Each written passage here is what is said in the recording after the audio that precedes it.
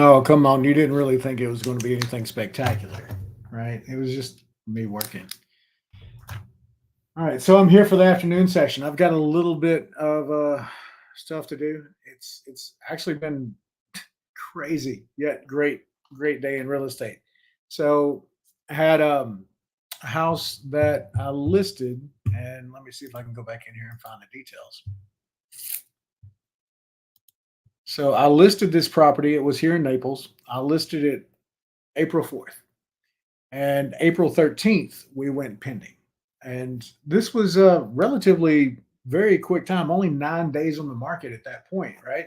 And I don't know whoever's tracking a lot of these, metrics in real estate. Understand that that's pretty quick given the inventory that's up right now. Matter of fact, we just saw a metric come out earlier today that we are 68% up on inventory year over year here in Southwest Florida. So that was really kind of interesting. I did not. I knew that our inventory had climbed. However, I didn't know that it had went up that much. So yeah, really cool stuff there. We did just close that today because at the last minute the lender had to, or not the lender, but the borrower changed lenders, and then they had to go through the entire underwriting process, and that created another delay. But long story short, we were able to get the home sold, and you know it's not too often when people reach out to you and thank you for making them homeless. So I enjoyed it. That was great. Now the next step, because we have them under contract to purchase their next home, and we're supposed to close on that next week. So all things done and all fingers crossed, we will. They'll only be homeless for a week, and actually, we even gave them post occupancy, so they get to stay in this home for up to 21 days. That gives them time to get their belongings, move into their new place after closing. So post occupancy, it's a concept that not a lot of people use currently in the market. But whenever it was at its fever pitch a couple years ago, post occupancy was a big deal. Even whenever we sold, or well, actually, when we sold our home in Bossier City and then purchased one in Naples, we gave the people in Naples, like I want to say, a month and a half post occupancy, and then we took a month post occupancy on our home. And I can tell you that that gives so much peace to a seller or buyer in the sense that, hey, look, I don't have to be out at closing. And we've done that before, right? So we've shown up at closing with the U-Haul in tow, and we're just like, all right, give us the keys, let's go, because we literally had closed that morning, and then we're buying that afternoon. So it was those are stressful days. So knowing that they don't have to be in that because of that strategy, that's really cool. Right quick, if anybody is watching, I don't know why I don't get these comments through through Yard Stream, so I'm gonna have to really work on that. But I'm going to bring this up.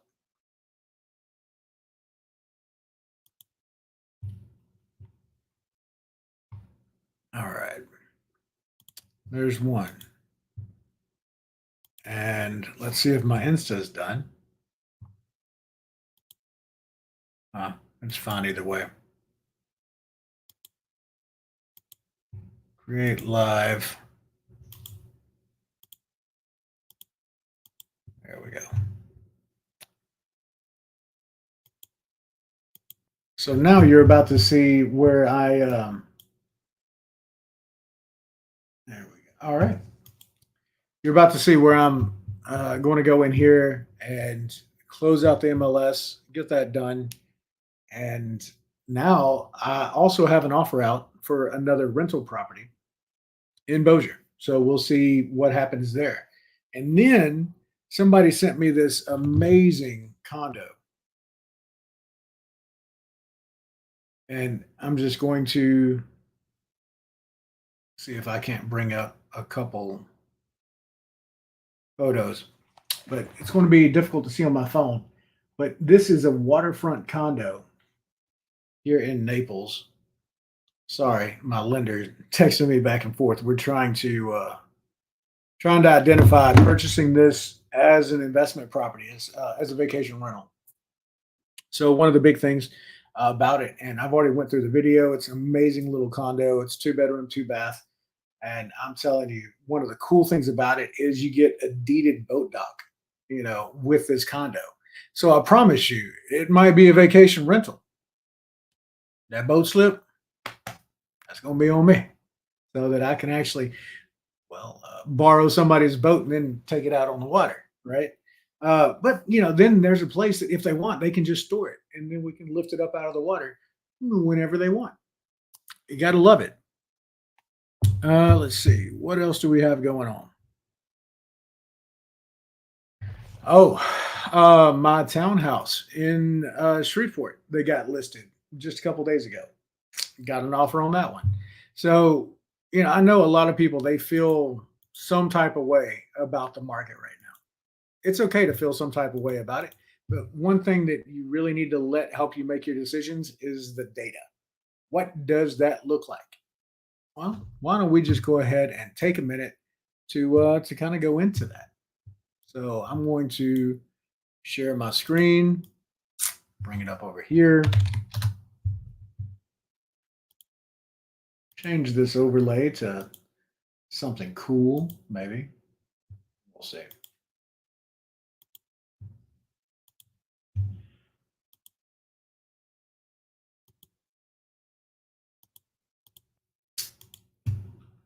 All right. Now, would you look at that? Oh, don't look at that. Look at that. All right. Let's talk about some market rates, or what we also call absorption rates in the market. All right, bear with me.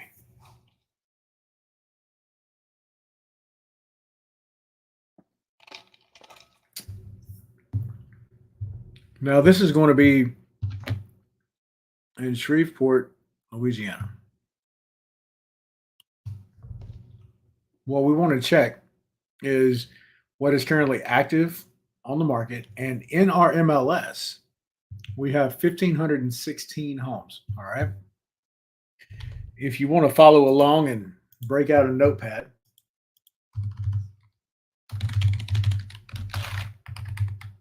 this will help. So 1516, that is active, current with kickouts and options. We don't really count the pendings. We could, but I'm just going to get some high level dirty information on this. In the last 30 days, we have closed 423 homes. Now, the big thing about this is getting to what we call the inventory or months of supply. So we break out the calculator, we go 15, 16, we divide that by 423. That is 3.5. Now, no, you call it 3.6. Not going to make a big deal either way. And what that means is we are sitting at 3.6 months of inventory, or you call it MOI. It doesn't matter. I don't think I've ever heard anybody call it that, but hey, we can because we're cool like that. So months of inventory, 3.6. For reference, NAR, the National Association of Realtors, 6 months.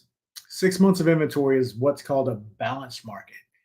More than 6 months of inventory, that means that more homes are sitting on the market longer and longer, and there's not as much demand for them. That's a buyer's market. Okay, over here's a buyer's market. This is where the buyers want it to be because now they've got more homes to choose from, more selection, more concessions that they can request. But let's bring it back to basics. Back at middle. 6 months is balanced. Sometimes you'll get that, sometimes you won't. But as we start to get less and less below that 6 month mark, and we go down to 5, 4, 3, 2, 1, that's whenever you start to see a seller's market. Seller's market just basically means that you're not going to really get those concessions. You're not going to get these closing costs and all these other things that a lot of people would love to get, right? So in that buyer's market, you can typically negotiate pretty heavy for yourself because there's a lot of people out there selling homes. There's a lot of inventory. It's up there. Down here, not a lot to choose from. Get in where you fit in, right? Or miss the boat. So knowing that this market, just all of Northwest Louisiana, looks like we've got about 3.6 months of inventory. But let's start to break it down. Let's just say if we want to go Caddo, right? If we want to go Caddo Parish, that's going to be 229 sold. Don't let the math mess you up. I'm just really advanced at what I do here. So, as I go back in and I kick all this, just so that we've got true data over data. Normally, I wouldn't add in the contingent kick out or options, but we've got 906 and 229, right? So if we break out the handy dandy calculator again, 906 divided by 229. If you're following along, what is that? Take your time. That is 3.9 months of supply. So still seller's market. I know what you're saying. But Lee, what about Bossier? Well, let's take a look at what's in Bossier. So in Bossier, we've got 410 currently on the market. Last month, it looks like 150 is going to be the sell. So we'll check that out. Oh, look at that. I can do basic math. Cool. So if we do 410 divided by 150, that's 2.7. So 2.7 months of supply in Bossier. So if you have a home in Shreveport, you're still in good shape, right? If you still want to sell, that's okay. You're sitting there at 3.9 months, but you can tell, that over in Bossier, homes seem to be kind of snatched up a little bit. People seem to be staying in those homes a little bit longer. Maybe they don't want to sell them yet. No, not a big deal because it's not such a great variance that you wouldn't be able to go out there and make sense of a deal, right? Since I'm doing this, let's go ahead and dive in a little bit more. So go back in here. Now, this is the price point in which, we like to flip. We like to stay in that, I'd say 100 is just not really there, but it's typically 150 to 250. So let's just say 250 and under. We'll just do that. 250 and under in the price points. How many are active, right? 158 in Bossier. But how many sold? So what is that? It's going to be 42, 14. That's going to be 66. If I did that right. 76 maybe. Oh, 56. All right. Good thing that I verify. So 158, 56. That is 2.8 months of supply. So we're in line with the general Bossier market with that. So if I was to flip a house, would I want to do that where I'm in a price point of 250 or less? Or let's see what 251 to just say 500 does, right? There's 80 that sold last month.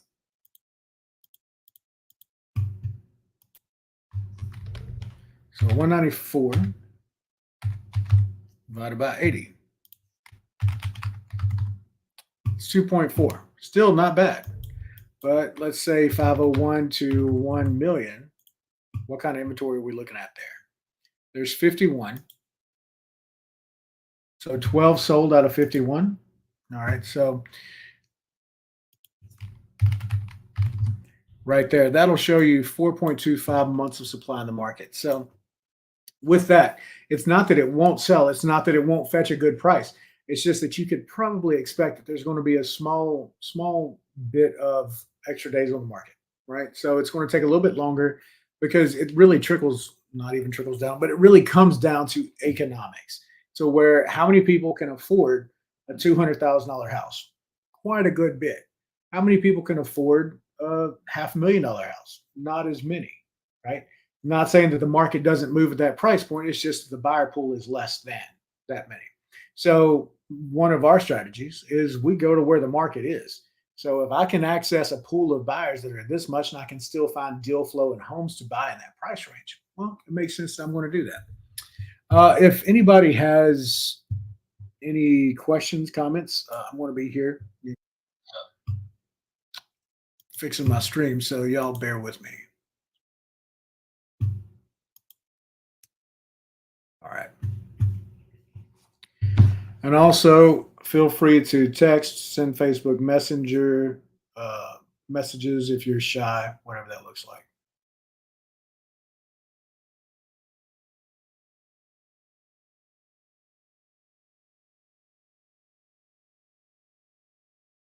All right. Well, there we go.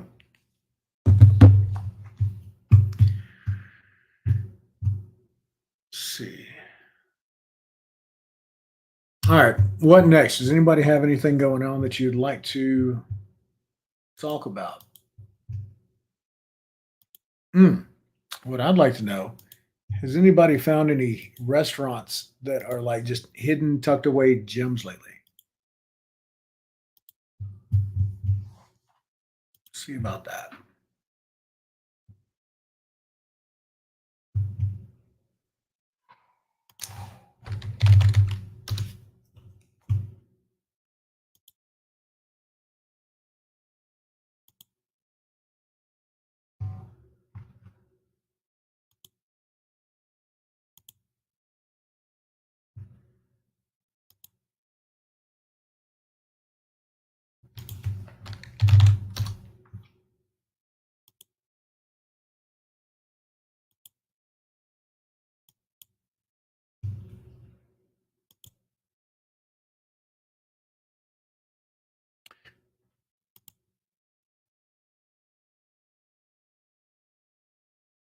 All right.